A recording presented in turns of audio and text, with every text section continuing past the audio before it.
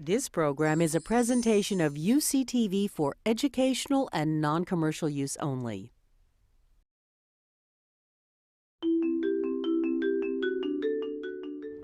It was plant scientists here in Riverside who first made the link between smog and the crops that were dying on nearby farms. The botanists later joined with chemists and engineers to become international leaders in air quality research, doing much of their work here at CE-CERT, home to the world's largest indoor atmospheric chamber. Jim Brown reminds those of us who grew up in Southern California just how bad it was and shows the progress we've made in reducing air pollution, thanks in great part to UCR. Explorer Juan Cabrillo dubbed it the Bay of Smokes in 1542. Air pollution has been a part of life in Los Angeles since the beginning. At the eastern end of the LA basin, Riverside often felt the brunt of LA's smog, and researchers at UC Riverside were among the first to study its chemistry, its effects, and to begin the search for solutions.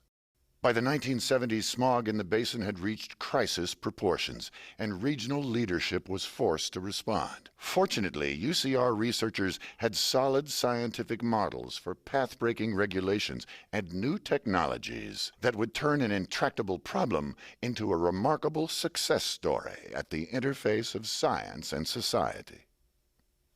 Your eyes used to hurt a lot. The Los Angeles area for a long time had the worst air quality in the United States.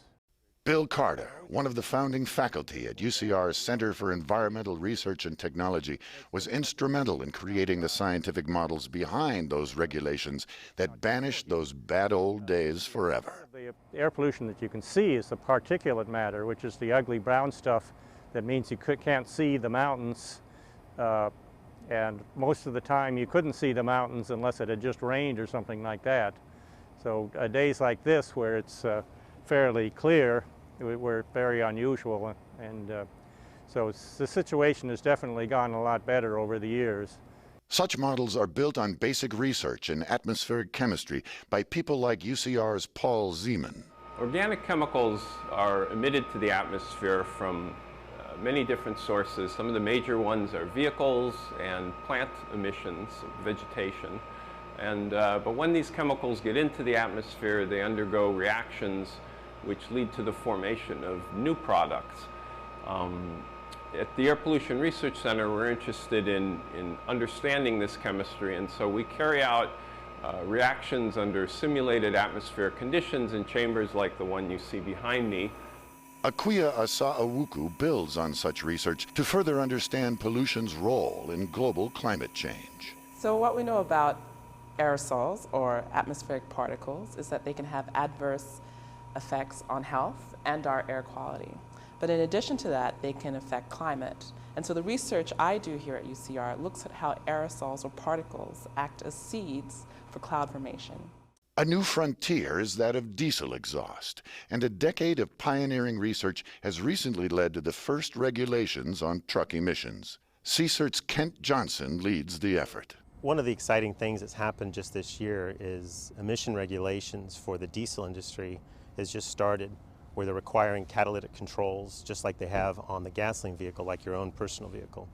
And one of the important things with that new technology of all those catalysts is we need to be able to monitor that in use. And this tool behind me, this mobile emissions laboratory, is one of those such tools.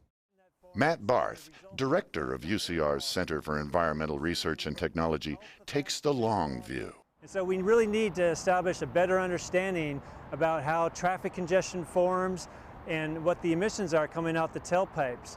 We're working on many different types of solutions for this, including different types of operational improvements, better technology on the vehicles, and we have many different kinds of models that can predict what the future will hold for us, say in 10, 15, 100 years from now in terms of how we get around. I would expect probably in around 50 years or so we're going to have automated vehicles. We're doing research on this now that allow us to get around without having this congestion effect that we see here in the background. For Bill Carter, an expert on ozone, the regulatory successes of the past are no reason for complacency. It's still a problem, and we're still not meeting the standards, but we're a lot closer to the standards now than we were then. And so the situation is definitely improved. but it's not good enough. But for Akwiya Asa-Awuku, the synergy at UCR makes the effort worthwhile. At UCR, we have a lot of faculty, scientists, researchers, students working on different facets of this problem. And utilizing all that knowledge to solve this problem is why UCR is such a great place to do research. This is Jim Brown, reporting from the University of California, Riverside.